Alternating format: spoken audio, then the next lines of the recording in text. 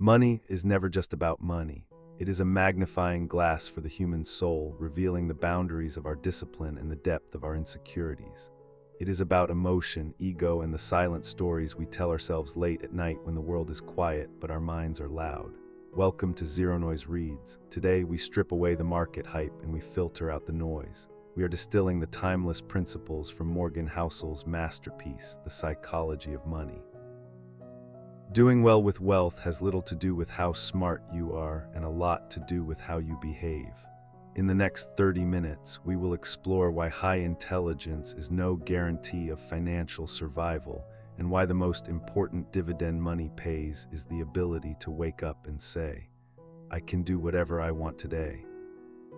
We all walk through life thinking we understand how money works, but the truth is, we have only experienced a microscopic fraction of what has happened in the world. Your personal experience with money makes up perhaps 1/1000% of global financial history, but it constitutes 80% of how you think the world works. Housel reminds us that no one is truly crazy. A person who grew up in the depths of the Great Depression sees risk differently than a tech worker basking in the bull market of the late 1990s. The child of poverty thinks about a dollar in a way a wealthy banker cannot fathom.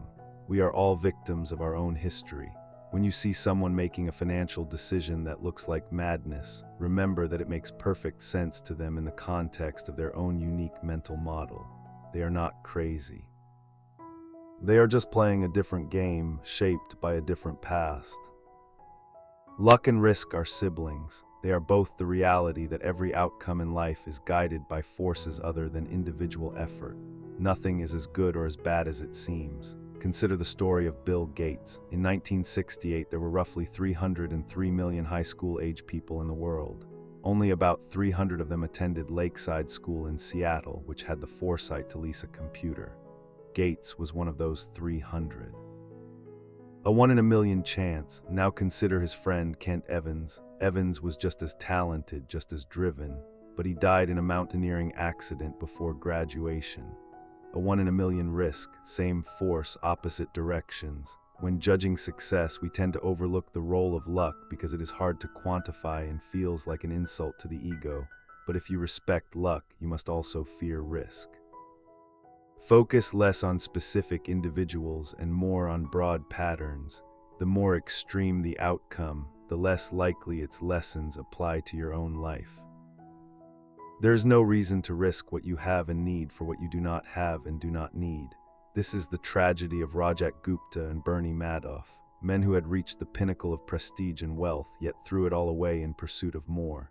They had no sense of enough. The hardest financial skill is getting the goalpost to stop moving. Modern capitalism is a master at two things: generating wealth and generating envy. If your expectations rise with your income, you are running on a treadmill that never ends. Social comparison is a battle that can never be won. The only way to win is to realize that you might already have enough, even if it is less than those around you. Remember, happiness is results minus expectations. If you do not control your ego, money will eventually control you. Warren Buffett's secret is not that he is a good investor. It is that he has been a good investor for 3/4 of a century. As of this writing, $81.5 billion of his $84.5 billion net worth came after his 65th birthday. Our minds are not built to handle the absurdities of exponential growth. We think linearly. If I ask you to add 8 plus 8 plus 8, you find the answer in seconds. But if I ask you to multiply 8 by itself 9 times, your head will explode. Compounding is not about earning the highest returns. It is about earning pretty good returns that you can stick with for the longest period of time. The most powerful book in finance should be called Shut Up and Wait. Time is the most powerful force in investing. It makes little things grow into giants and big mistakes fade away. Getting wealthy and staying wealthy are two completely different skills. Getting money requires taking risks, being optimistic, and putting yourself out there. But keeping money requires the opposite. It requires humility, fear, and a healthy dose of paranoia. It is the acceptance that some of what you have made is attributable to luck, so past success cannot be relied upon to repeat indefinitely. Survival is the cornerstone of every successful strategy. Consider Jesse Livermore, the greatest trader of his day. He made $3 billion in a single day during the crash of 1929, but he eventually lost it all and took his own life. He was a master at getting wealthy, but a failure at staying wealthy. Be financially unbreakable. If you are unbreakable, you can stick around long enough for compounding to work its magic. You can be wrong half the time and still make a fortune. In business and investing, a small number of events account for the majority of outcomes. This is the power of the long tail. Venture capital is the most obvious example. If a fund makes 50 investments, half will fail, but 1 or 2 will be bonanzas that drive all the returns. But the same is true for the S&P 500. Since 1980, 40% of all public companies lost effectively all their value. Almost all of the market's returns came from only 7% of companies that outperformed spectacularly. Your success as an investor will be determined by how you respond during the small number of days when everyone else is going crazy. A genius is the person who can do the average thing when those around them are losing their minds.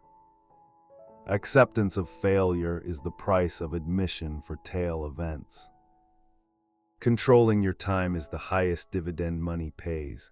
The ability to do what you want, when you want, with who you want, for as long as you want, is priceless. This is the highest form of wealth. More than the size of your house or the prestige of your job, control over your life is the most dependable predictor of happiness. A small amount of wealth means the ability to take a few days off when you're sick. A bit more means waiting for a good job rather than taking the first one that comes along.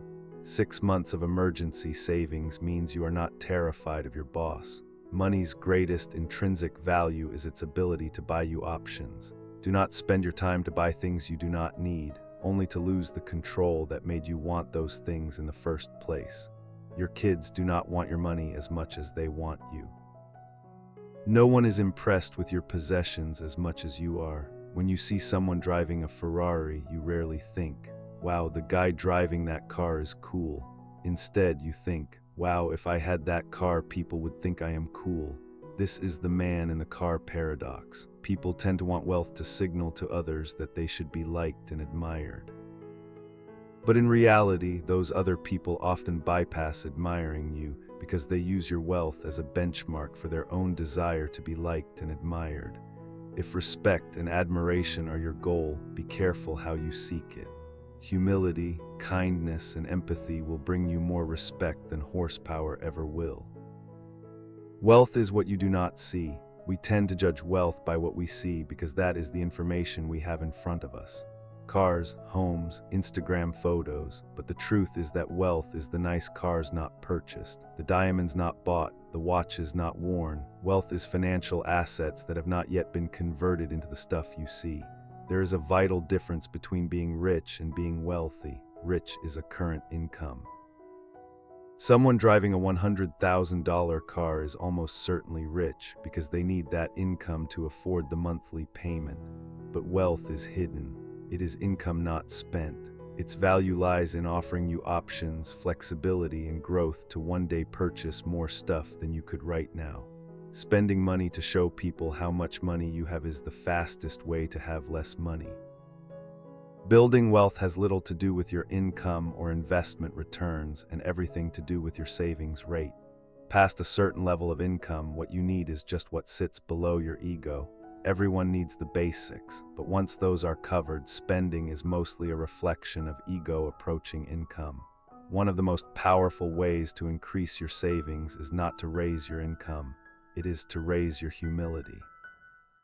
When you define savings as the gap between your ego and your income, you realize why many people with decent incomes save so little. You do not need a specific reason to save. Saving for a house or retirement is great, but saving just for saving's sake is even better.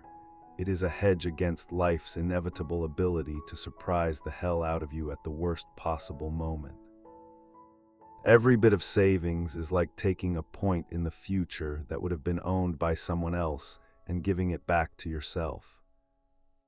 You are not a spreadsheet, you are a person, a screwed up, emotional person. Do not aim to be coldly rational when making financial decisions.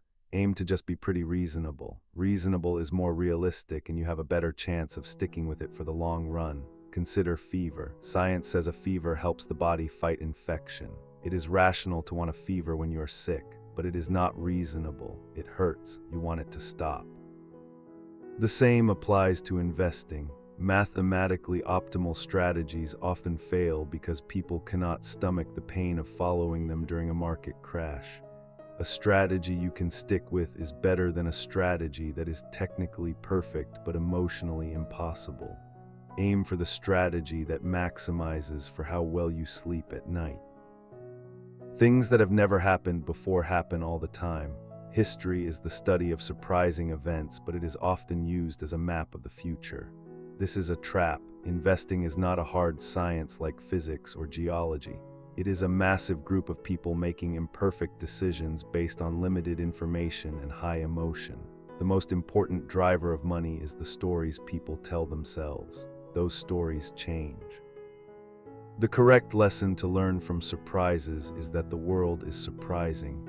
Not that we should use past surprises as a guide to future boundaries, but as an admission that we have no idea what might happen next. The most important economic events of the future will be unprecedented. Prepare for the fact that you cannot be fully prepared. The most important part of every plan is to plan on the plan not going according to plan.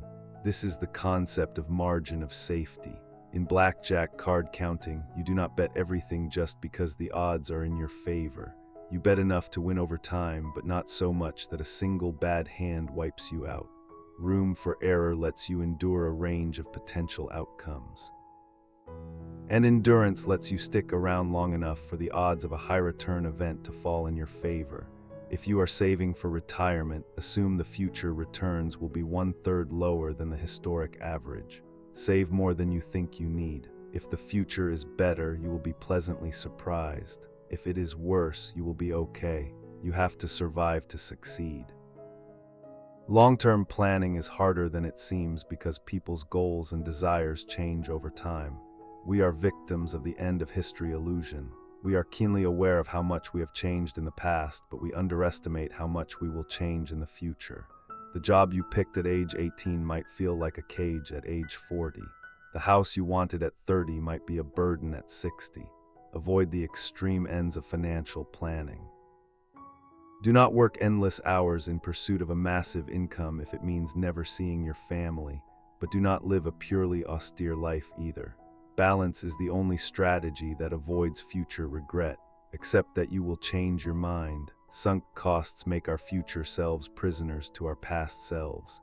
If a goal no longer fits who you have become, abandon it without mercy. Everything has a price, but not all prices appear on labels. Successful investing demands a price, but its currency is not dollars and cents. It is volatility, fear, doubt, uncertainty, and regret. Most people think of a market decline as a fine for doing something wrong. But if you view it as a fee for admission to future returns, things look different. Disneyland tickets cost $100. It is a fee for a great day, not a fine for being there. If you try to get the returns without paying the price of volatility, you are like a shoplifter. Sometimes you get away with it, but eventually the bill comes due. Find the price of the returns you want and then be willing to pay it. Beware taking financial cues from people playing a different game than you are. An iron rule of finance is that money chases returns. Bubbles form when short-term traders push up prices to capture momentum. If you are a long-term investor, a price that is rational for a day trader might be a disaster for you. But we often do not realize we are playing different games. We see prices rising and think everyone else knows something we do not. Identify what game you are playing. Write down your mission statement. If you know you are playing a 30-year game, the noise of the next 30 days will no longer bother you. Do not let the actions of someone with a different time horizon persuade you to do something that makes no sense for your life. Pessimism sounds smarter. Optimism sounds like a sales pitch. Tell someone that everything will be great and they will shrug you off. Tell someone they are in danger and you have their undivided attention. Money is ubiquitous, so financial pessimism captures us all. A market fall of 1% is reported in blood-red letters. A rise of 1% is barely mentioned. Pessimists often extrapolate present trends without accounting for how markets adapt. They forget that necessity is the mother of all invention. Progress happens too slowly to notice, but setbacks happen too quickly to ignore. Expecting things to be bad is the best way to be pleasantly surprised when they are not.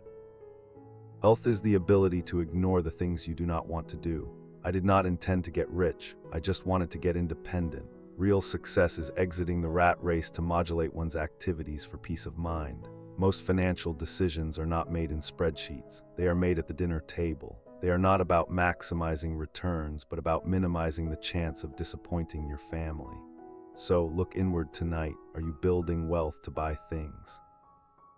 Or are you building wealth to buy time? Let the question linger in the silence.